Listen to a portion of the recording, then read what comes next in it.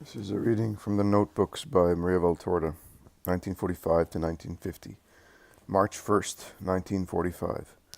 The day of a memory which cannot be lost. The veiled face has been uncovered. The unknown one has made himself known. The Master called out, Maria, and Maria became John. My tears dried by your kiss and your promise, and rebirth in the Spirit by your will. People do not know, but I know. You, Father, know. Can I fail to celebrate this date? And I celebrate it in the service of God, blessing the exertion and distress of this service, because, that hour on March 1st, 1943, is such that even the cross is nothing. Footnote 16. We pass over 28 handwritten pages dated March 1st and March 3rd, 1945, pertaining to the first year of the public life. March 4th, 1945. Jesus says to me, Be patient, soul of mine, with your twofold exertion. It is a time of suffering. Do you know how tired I was in the final days? You see this. When walking, I leaned on John, Peter, Simon, and even Judas. That's right. And I, who radiated miracles when my clothing was simply grazed, could not change that heart. Let me lean on you, little John, to repeat the words already spoken in the last days to those obstinately insensitive people over whom the announcement of my torment passed without penetrating. And also let the Master speak of his hours of preaching on the sad plain of the specious water, and I shall bless you twice over for your exertion and your mercy. I number your efforts and gather in your tears. To efforts made out of love for one's brothers and sisters, there shall be given the reward for those who consume themselves to make God known to men. To your tears over my suffering in the final week, there shall be given Jesus' kiss as a reward. Write and be blessed. Footnote 17. We pass over 34 handwritten pages dated March 4th, 5th, and 6th, containing 3 episodes belonging to the first year of the public life. March the 8th, 1945.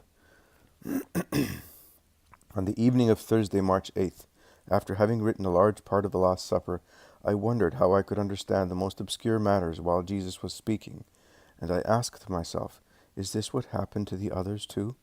By others I meant the men and women mystics in these 20 centuries of Christianity, the doctors, and so on.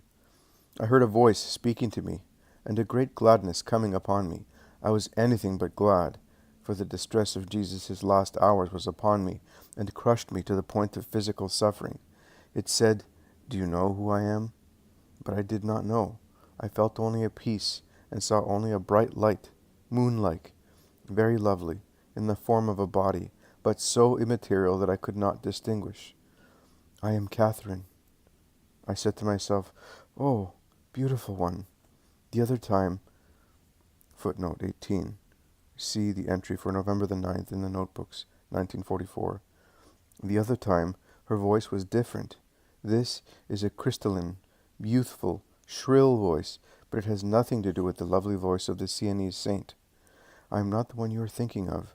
She too was learned by the work of divine wisdom, but I am Catherine of Alexandria, Christ's martyr, and I protect you.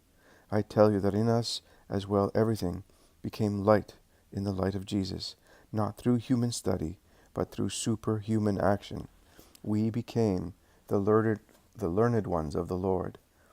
To love him that way, serve him that way, praise him that way, and to cause him to be loved, served, and praised through this doctrine, which came from on high, and which, though humanly incomprehensible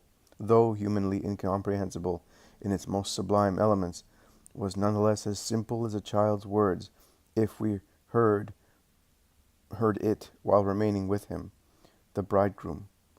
Goodbye. I have answered you. I love you. You are a little sister. May the triune love be with you. And the light faded out, and the voice grew silent. Nothing else. I fell asleep happy about this new friend in heaven. Footnote 19.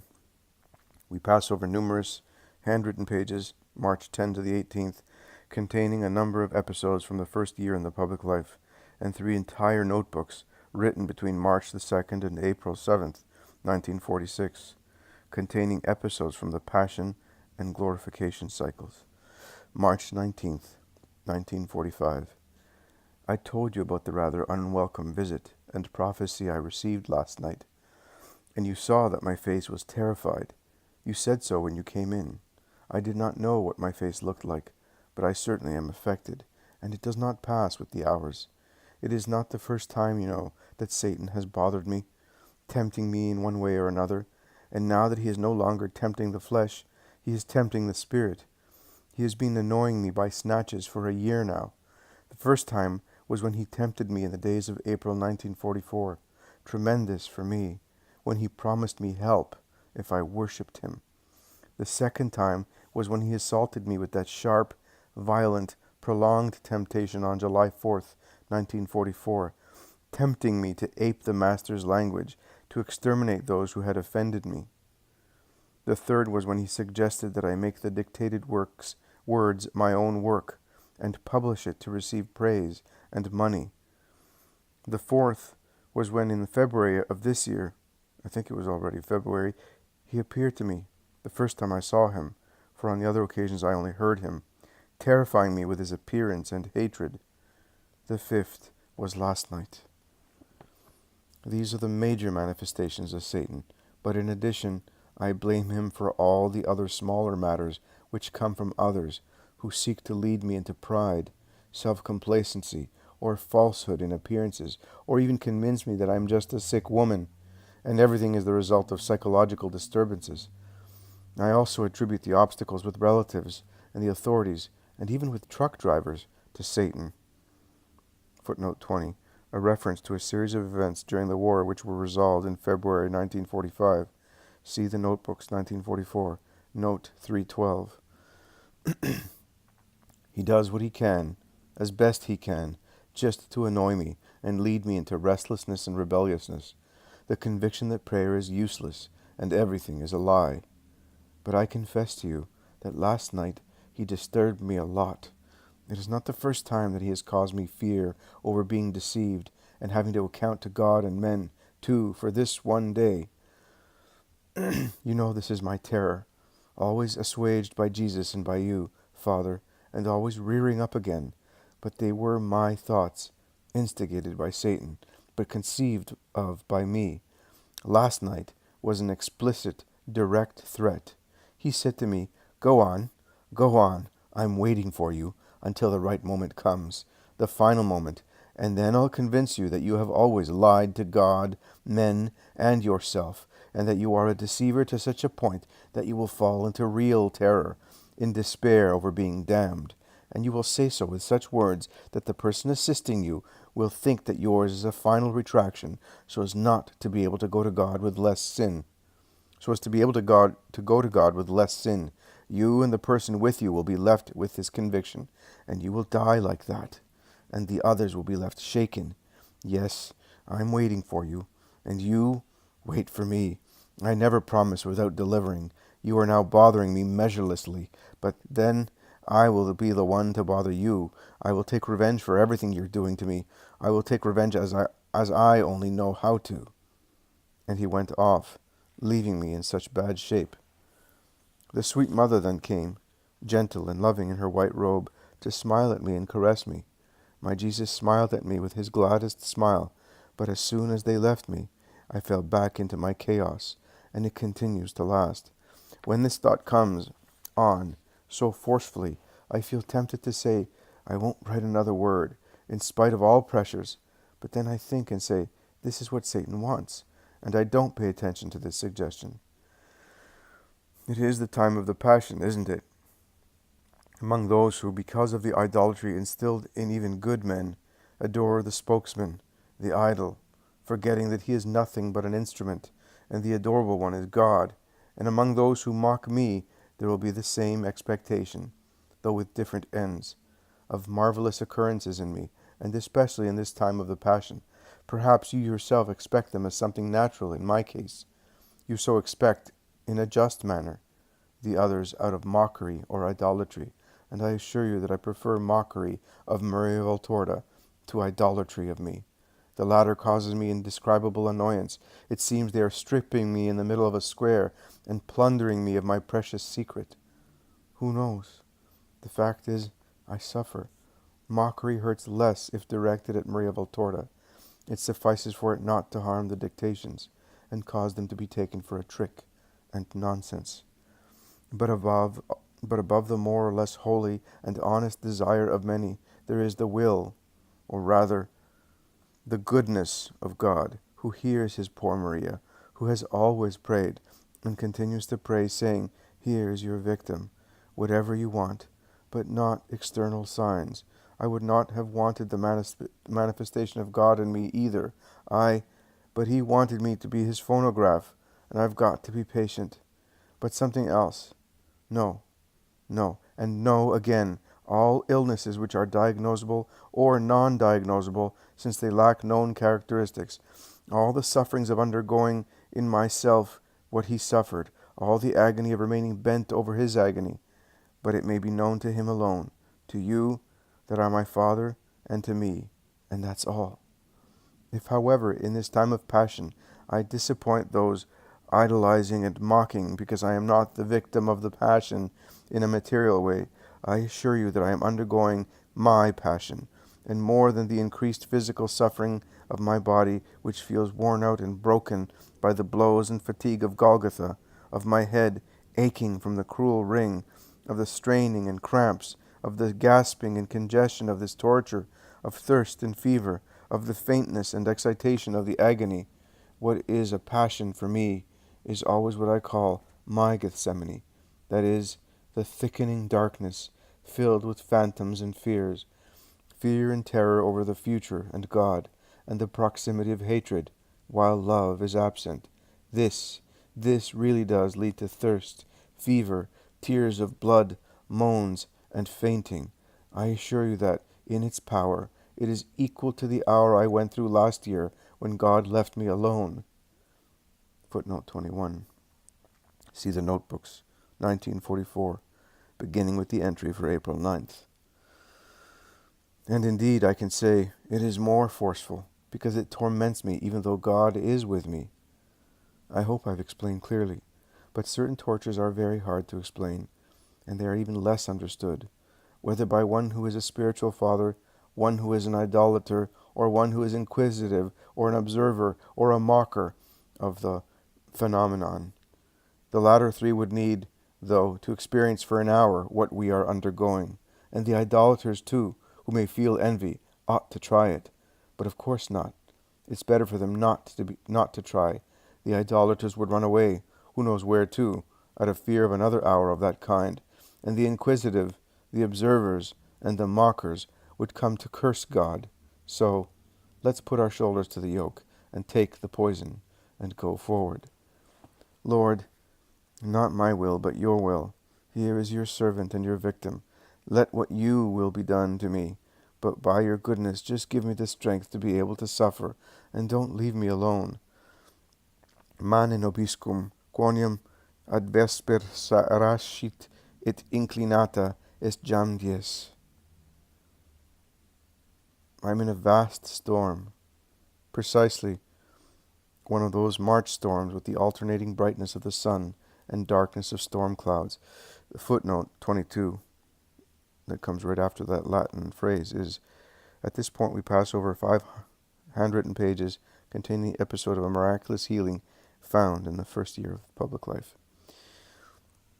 I'm in a vast storm, precisely one of those March storms with the alternating brightness of the sun and darkness of storm clouds.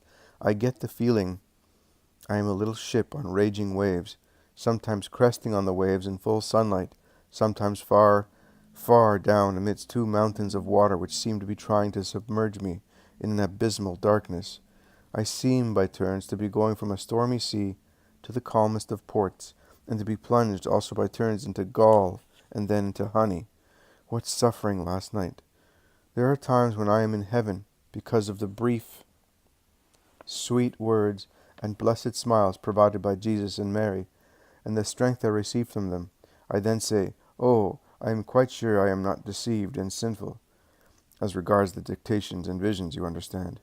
I later sink back into the dark vortex in which there is the fearful din of the lost night's threatening words. And after paradise, I taste hell.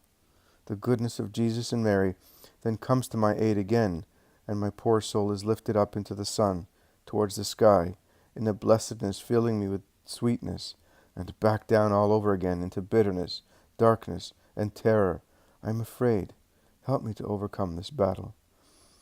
Today, a woman who knew me as a child and was a motherly friend for many years, whom I later had to leave because of a decision beyond my control, and was finally able to see again, spoke to me about Marina and my dictations, some selections from which she had read, and, acting as if I knew nothing, I asked about the difference she had observed between the two, one of whom is well known, while the other is relatively unknown, for she is believed to be a Servite, or an infirm woman, and so on and so forth.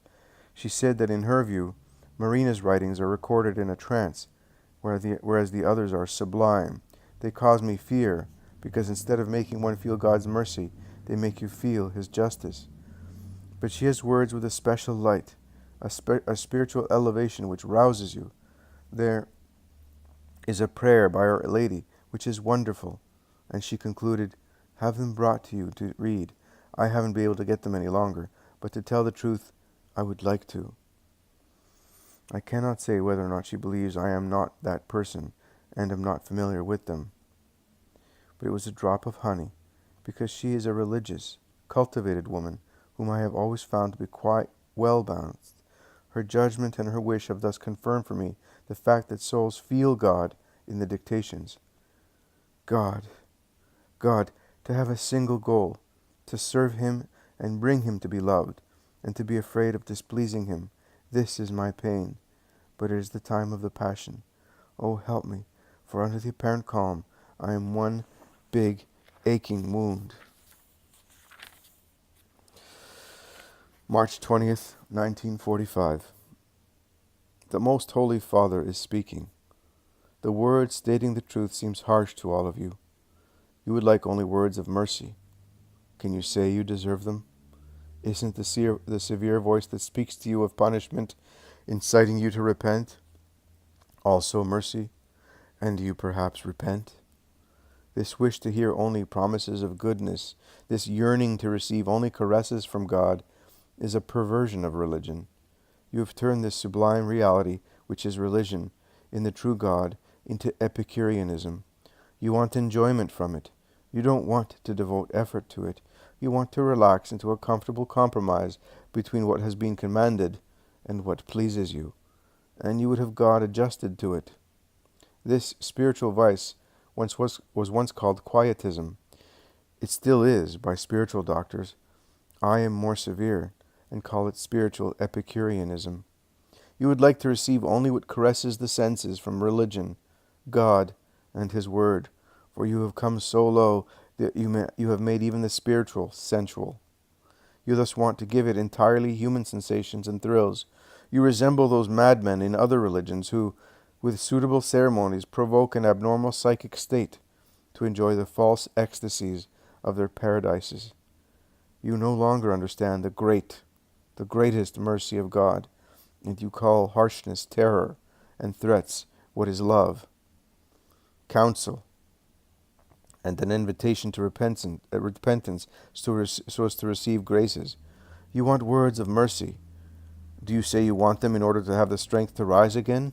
Do not lie. You would like them because they are sweet, but you would remain as bitter as poison on God's lip. Of what use are the words of mercy and the entirely loving visions which have been granted to you for a year as a final attempt to raise your paganized souls to God, for the joy of many, for the ruin of some, and for the sanctification of a frightfully small minority? Christ's destiny continues to be a sign of contradiction for many.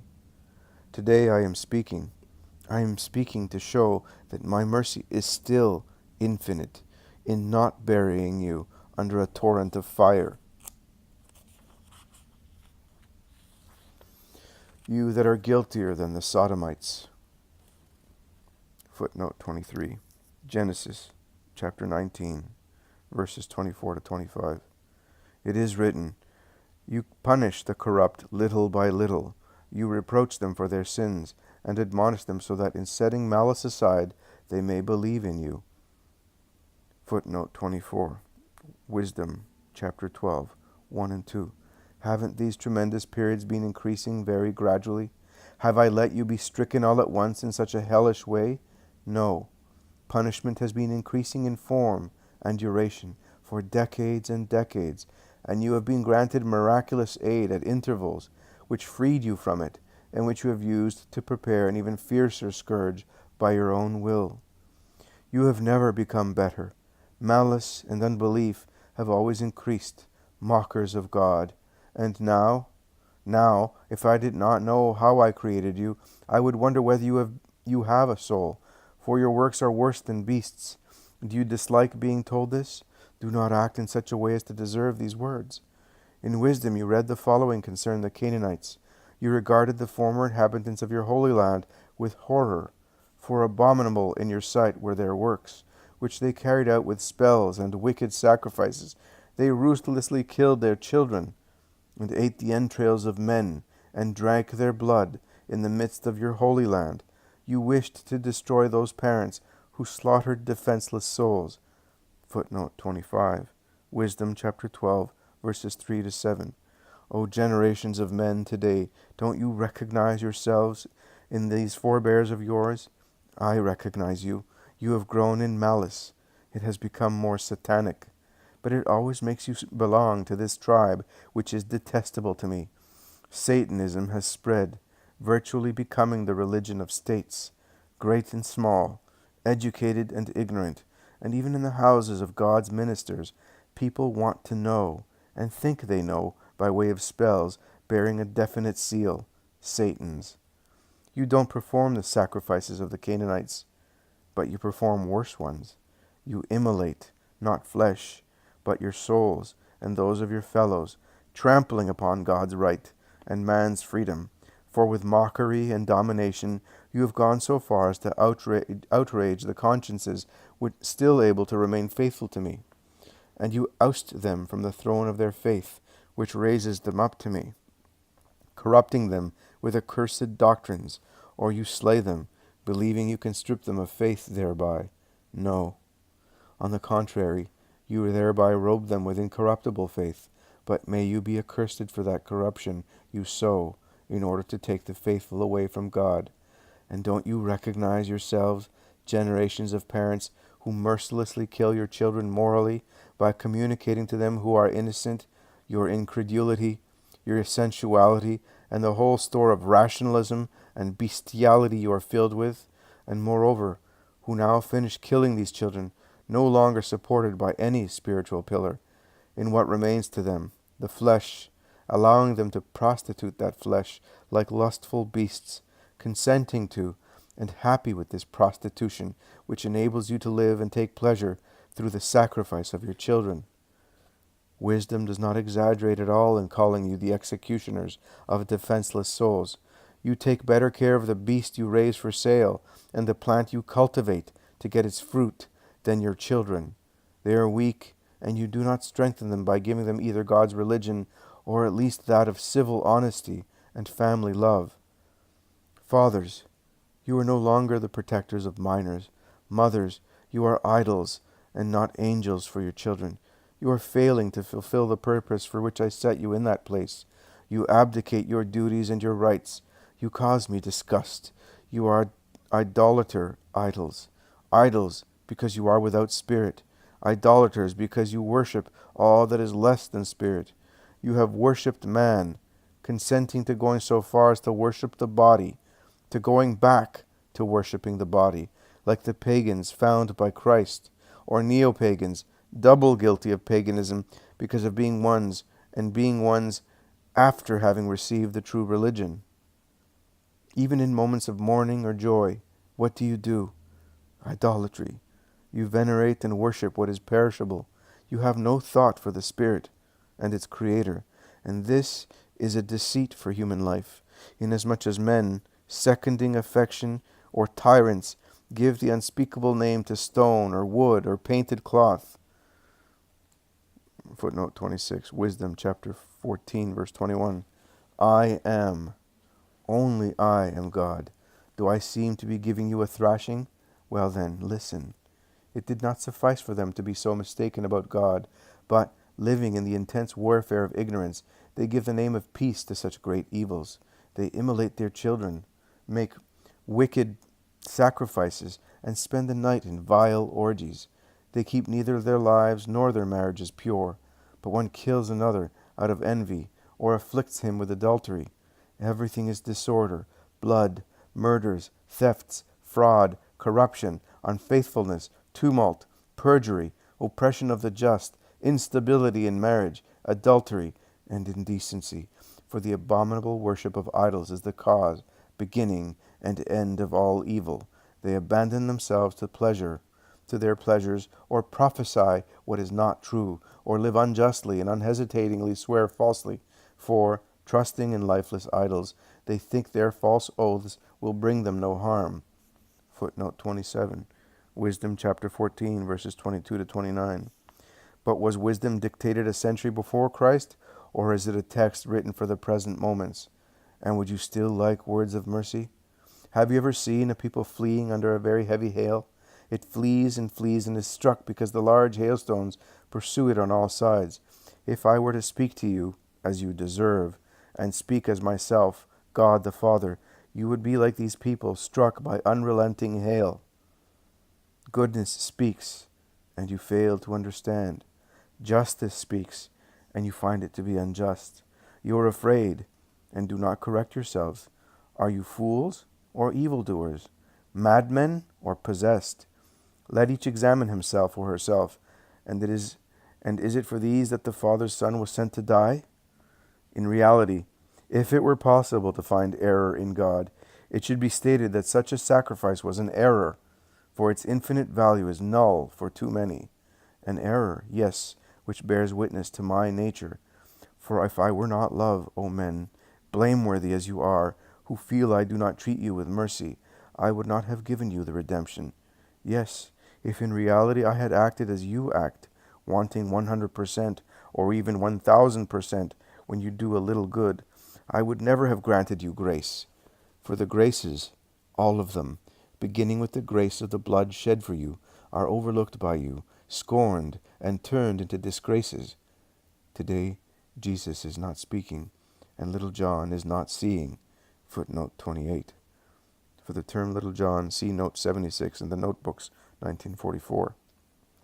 Today I am speaking to tell you that now, as 2 years ago, my thoughts remain unchanged.